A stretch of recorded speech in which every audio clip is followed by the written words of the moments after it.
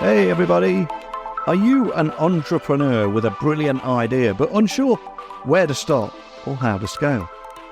Well, in today's rapidly evolving business world, the journey from concept to market leader is fraught with challenges, but it is filled with tremendous opportunity too. And I've recently discovered a company called StartupOS. They set off my tech spidey sensors because they're a platform that is designed to turbocharge startup growth through AI tools, tailored guidance, and a robust network of mentors, investors, and partners. And one of the reasons that they appeared on my radar is because they tick all the boxes for me. Because the theme of this show is technology works best when it brings people together, and that is exactly what they're doing by leveraging AI technology, but not forgetting the human factor and using it to unite mentors, investors, partners, and startup founders themselves. Feels incredibly special. So today, here on Tech Talks Daily, I want to take a deep dive into the startup ecosystem's future with none other than Paul Pluschkell, the serial entrepreneur, investor, and technology, who's on a mission to reimagine the support system for early-stage startups. Now, Paul is the mastermind behind StartupOS. He also brings a wealth of experience and insights from his journey as a recovering former founder himself, and he's someone that knows all too well the importance of having a comprehensive ecosystem of resources at your disposal. From refining investor pitch decks and fine-tuning product market fit to assembling a powerhouse team, there's no denying startups require multifaceted support to thrive and survive. So with StartupOS and its Launchpad platform, Paul is offering a solution for building and launching the companies of tomorrow. So today we'll explore with Paul how AI-powered technology is revolutionizing the startup landscape, the critical role of ecosystems in nurturing business growth, bringing a village of founders together and resources together. And also, maybe we'll get a few predictions for the venture landscape over the next 6 to 12 months too.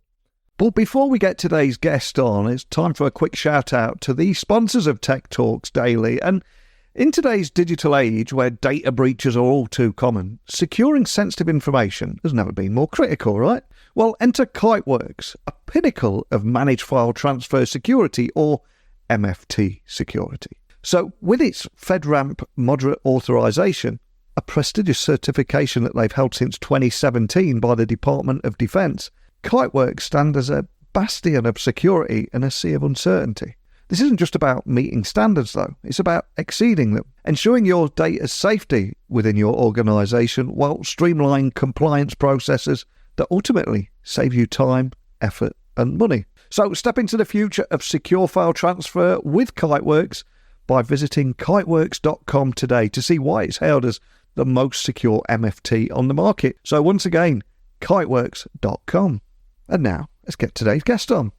Buckle up and hold on tight as I beam your ears all the way to California, where Paul is waiting to join me today. So a massive warm welcome to the show, Paul. Can you tell everyone listening a little about who you are and what you do? Yes, thanks, Neil. We're excited to be here, and thank you for hosting us. My name is Paul Pluschkell. I'm a serial entrepreneur, meaning I understand the pain and I still go back in. And I was super excited about this new company that we built. It's called StartupOS, and the OS refers to an operating system that supports the entire aspects of the startup ecosystem.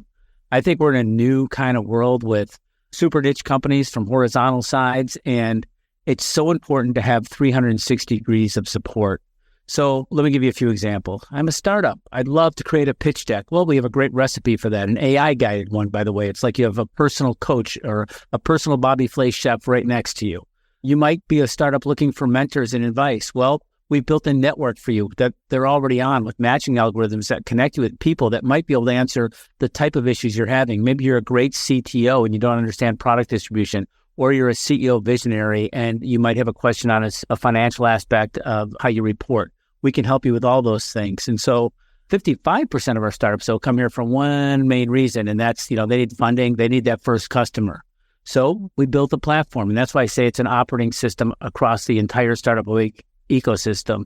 This platform will showcase the startups on our network to the right parties, whether those parties be enterprises, whether those parties be investors or angels, VCs or angels. We are built to power the entire ecosystem. So the more work you do on the platform, the more we get to know you, the more exposure we give you because we understand where you're at and that we can connect you to the right parties. So I wish when I started companies in, the early 90s, I would have had a tool like this. And we've democratized access. So we're not saying to a few that, we're not gatekeepers. We're on-ramps. And we're saying to everybody, come on in at the time you want, the location you are, and we're going to help you. And by the way, we're not going to take 10% or 5% of your equity to do that.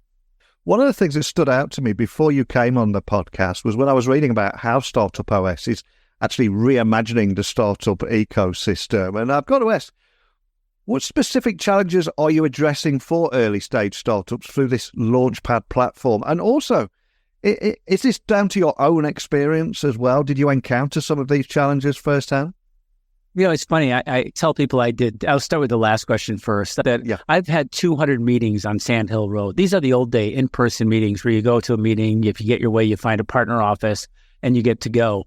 And I keep looking back and, there's one answer that sticks with me the most is early on, you would get asked a question. And this is a problem for a lot of startups.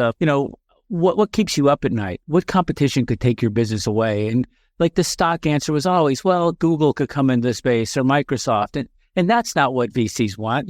We have to have perseverance, grit. We have to understand how to navigate in these niches. And what they're really looking for, and the right answer is, if I'm not listening to the feedback of the market and my customers, and I'm not iterating fast enough. So as we sit there and we start to coach these startups, we're able to actually give really great examples. Hey, I'm an early stage startup. Do you think that my pitch deck is great? Well, you didn't mention the team in your pre-seed. That's all they're betting on right now is the team. So you have to really get that. Hey, I'm a seed. I've really highlighted the team and what I want to do with the use of proceeds. Yes, but they want to understand the traction of they want to understand the product you're in. And then the next stage for Series A, they want to understand the traction that you're having. And Series B is the revenue, and Series C is the unit economics. And so if you understand what stage you're in, and you don't understand this as your first-time founder, and as a multiple-time founder, we don't have all the answers either. You might have a need in one area and expertise in another, and things are changing. I can't tell you how many things have changed. I mean, look at how AI has impacted it. So as a startup, you need 360 degrees of support, and that's what StartupOS is. And kind of going to your first question, yeah, we do know why they fail. We took 400 interviews. We were incubated within a bank, and they had 20 years of startup experience. We've onboarded 5,000 startups, and there's 4 primary reasons. It's a lack of product market fit. They run out of funding or they never got funding, so their runway is too short. They have poor execution. They don't know what to do next. What are the 3 things I should focus my team's energy on today? And you don't want to go down a rat hole and find out 6 months later that it was all a waste of time because that takes your runway away. And then one of the most important ones we found was the go-to-market failure. People might have the greatest thing. They just don't understand how they're going to get it in the hands of the people. They haven't really thought through the go-to-market distribution. And they were unwilling to test it early. That's a big one we find. People don't want to hear no, so they tend to hold it off.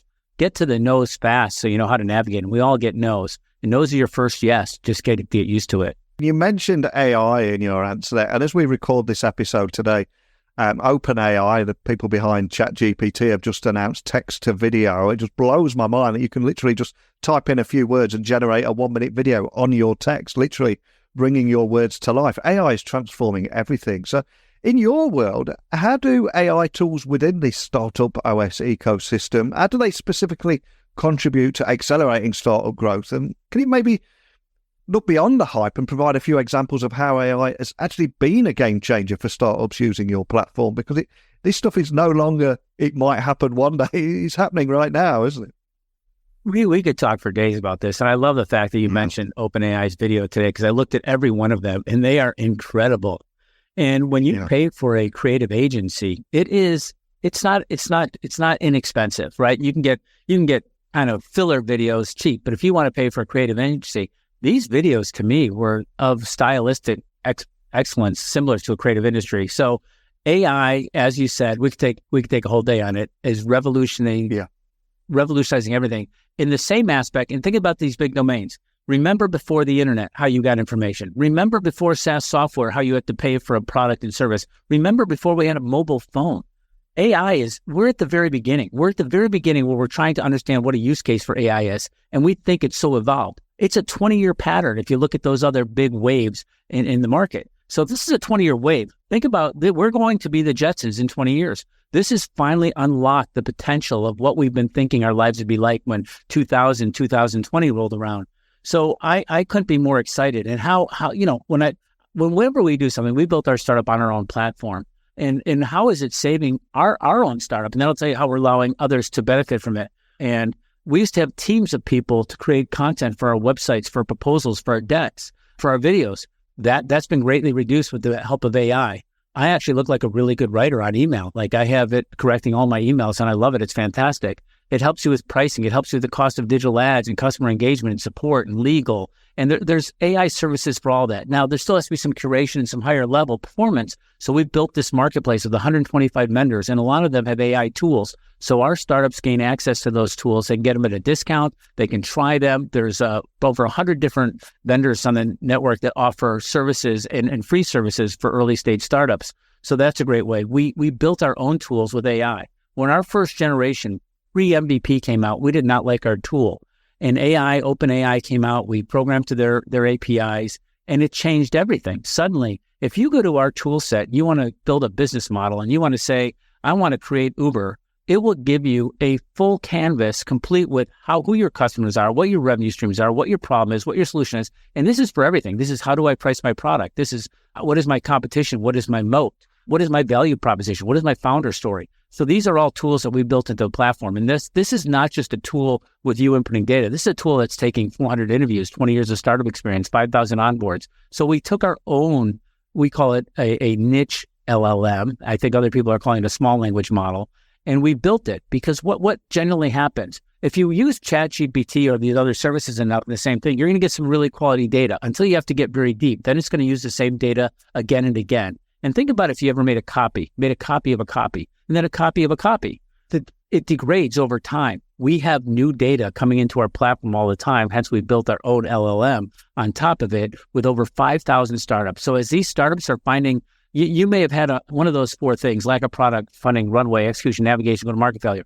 But this year, it might be very different. Maybe this year funding is number one clearly and dominantly because the market has changed. So you need to take these real-time attributes into account with every analysis you do. So the fresher the set of data, the more data that you're collecting, the newer the data, the better the results. So I use AI every day. I think every startup in the world's going to. It's going to be transformational. You used to have to build your own tech stack. Now you go to AWS.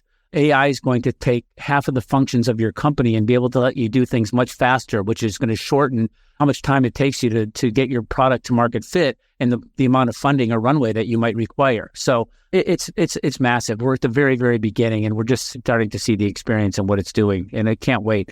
Over 20% of the startups on our 5,500 person platform are AI. If I was to look at that 6 months ago, it would have probably been 2%. And I would imagine by the end of the year, it's over 50%. So the market's here, it's coming, and companies are coming up fast. 100% with you. And you mentioned the Jetsons' life in 20 years. I need to hold you to that because I have been waiting for a jetpack since the 1984 Los Angeles Olympics, you know? You and me both, Neil. And it was my favorite show and so inspirational. And sometimes it's so sad to me with how many great things we can do that we're not doing. But I think it's here and it's starting to happen. And so I'm loving it. Me too. And given your experience as a former founder, what do you believe are the most critical resources that early stage startups are lacking now? And how are you helping fill that gap? As you said, you've but you've walked a mile in these shoes many times. So I'm interested in what you think is lacking and how you're filling this gap. That's probably a very difficult question because every startup is unique. I like to think of startups as a mosaic, right? If you go to a CRM, you have a workflow of 20 things that you must do, right? I need to get my contact information. I need to put them in if I've had a meeting. I need to show if they have budget. I need to show, and it's very rote, right? You know, there's all these things and I can sum up the data. A startup is a mosaic and it's moving and it's changing all the time and new competition. And there's so much competition and the funding metrics change and what you do. But there's some core basics too. Like, look, we understand that you first have to have an idea. And that idea, even though it's the easiest part, then needs to be validated. What do you have to validate against? You have to validate that the idea is something that actually solves a pain point or a problem. And what are the jobs to be done? Or what are the workflows that have to do with that idea? And who's the buyer of the idea? And will people actually spend money on this? So all those things stay very consistent, right? So we can help a founder with the tools through that process. And there's a lot of ways they can help out there, but the problem is there's 100 disparate tools and they put each one in a different tool, and then the pieces don't work together. So in this great age of AI and networks and all the data working as one, that's something that we're able to offer them. We find out that, I had a mentor call this morning, and he had just finished a pitch competition where he didn't win, and he was curious to why he didn't win. And he thought that he needed to do X, Y, Z. And my personal judgment was that was not why he didn't win. He didn't establish enough that he was the right person at the early stage to say that he could do something with the type of clients. And I'm not going to mention anything for a reason, but that he needs to first show up proof that he can get what he's trying to do accomplish within an organization that he's trying to accomplish it. And so it was a very long story, but I was thinking hard on that most founders always go to the product. They say, you know what, if my product can do X, Y, Z, I'm going to make it. And what you really find out is if you build the right support community and they have people that like I am and hundreds of other mentors and advisors and a network of people to share these ideas and bounce them off, it takes a community. Like there's very few Steve Jobs, right? There's very few Elon Musk. There's very few people that probably could put a company on its back and take it all the way. If you're like most of us, it takes the village, right? And so we're there to help support and give a village. And when you take a village, you also have to be very conscious of who from the village you're going to listen to, because there's a lot of advice out there you don't want to take. So what I tell founders, the most important thing is you have to trust your gut, your instincts. It brought you this far, but listen to the people that navigated through these problems, because, if you don't learn from it, then that's a wasted opportunity. Yeah, completely agree. It's one of those things that no startup founder can walk that path alone. And as you said, it requires a village. So on that side of things, how important is mentorship, investor connections, partnerships in a startup journey? Because it feels like you tick so many of the boxes there. Yeah, well, it really depends. And I like to look at this at various levels, right? If you're a first-time founder, you don't have, 10, 20 years in the market, meaning that you haven't had the opportunity to build this network. So you find out that the first obstacle connecting to a VC is you're better off with an introduction. Now, there's exceptions to everything. If you're the hottest company on the planet in the hottest market, and you might not even have to do a cold outreach to a VC, they may have found a way to find you, right? But for the most of us, you need introduction. So how do you get that introduction? Who does it for you?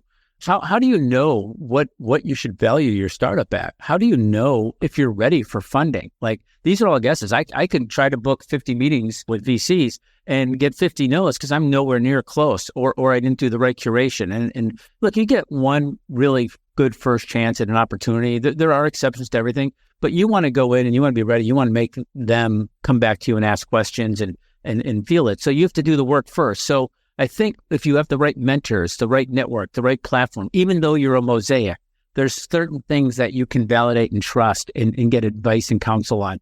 To this day, I still build 20, 25 pitch decks in iterations, and I give them to my team every stand-up almost on every Wednesday, because I want to continue to go through our business model. One, to make sure that we're all on the same page. Two, to any learnings that my team have gotten through the week. I'm always begging for nuggets. What nugget can I pick up? What nugget can I pick to help us with our goal today? What did you hear? What did you do? What did we see? And when you do this on an exponential basis on a startup platform for a startup, it's invaluable, because you can't, as you said, walk this journey alone. 100% with you on that. And looking at the next 6 to 12 months, how do you view the venture landscape evolving, especially in the context of current economic trends and technological advancements? And I realise even just asking next 6 to 12 months is almost an impossible ask. We've woke up this morning and OpenAI have released this text-to-video thing. So it's moving so quickly, isn't it? It is moving quickly. And if you're in the right space, look, they got to over $2 billion in revenue yesterday, I read too, right before their video announcement today. I mean, they are on an incredible trajectory. But for the most people, you have to pay attention to the market. Look, I lived through the dot-com boom, right? I sold my first company to a public company, and then the dot-com boom happened. And my next company, Spigot, which became a world leader in idea innovation management, it happened right in 2008 is when I incorporated. That was the same year Sequoia wrote, I believe, their RIP memo. That was the year of, the banking collapse, right? It's tough to start companies, but don't feel like this is unique.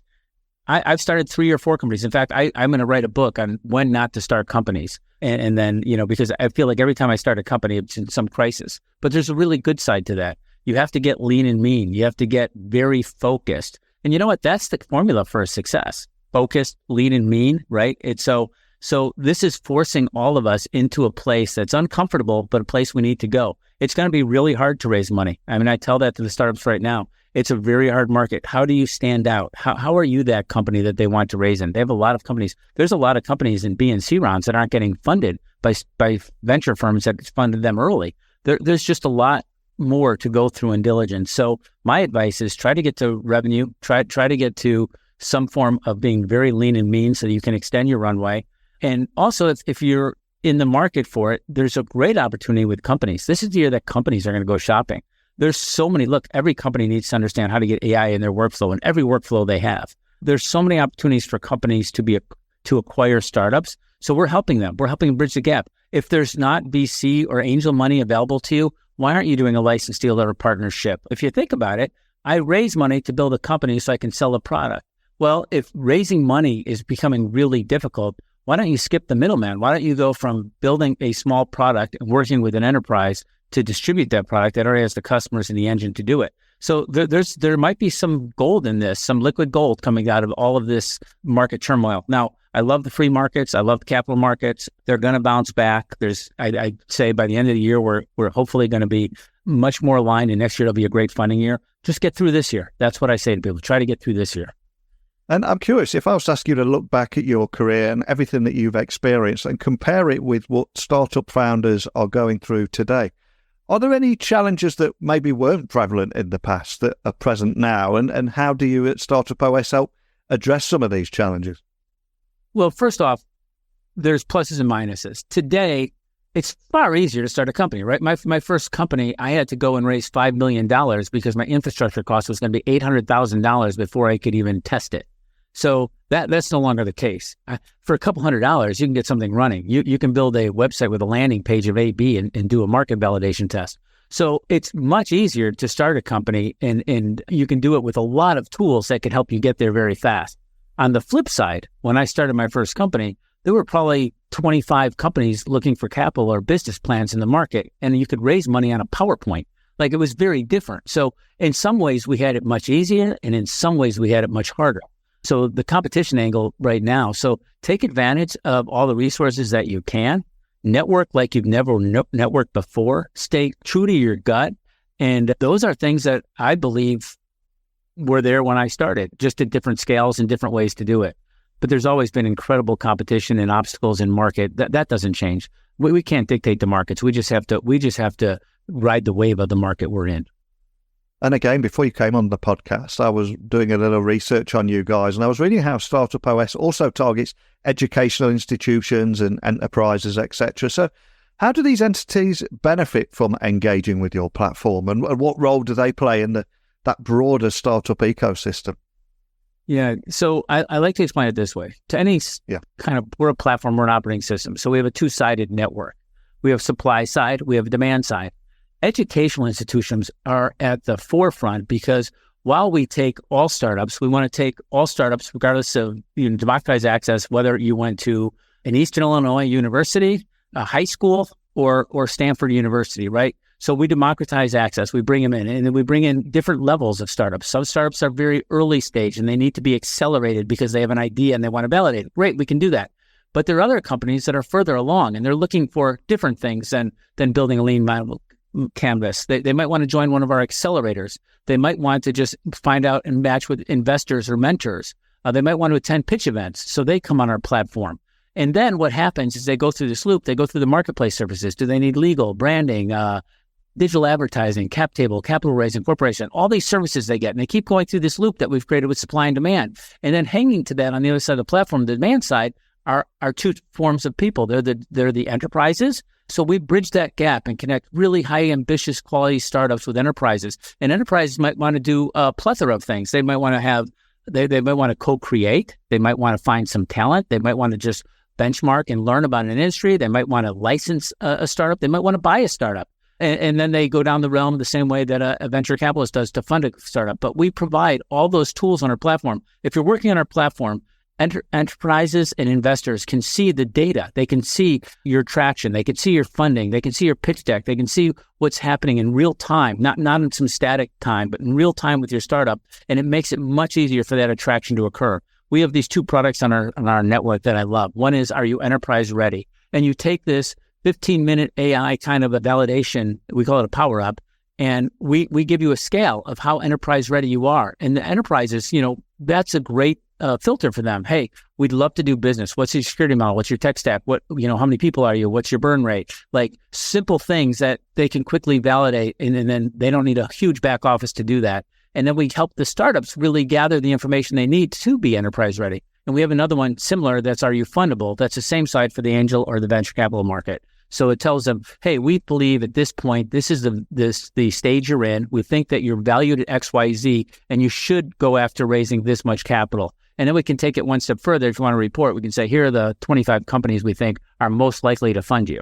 So we take it all the way through. So having a supply and demand side to this, I think, is the key. And it just keeps going through this loop, regardless of your stage, because you're going to find uses.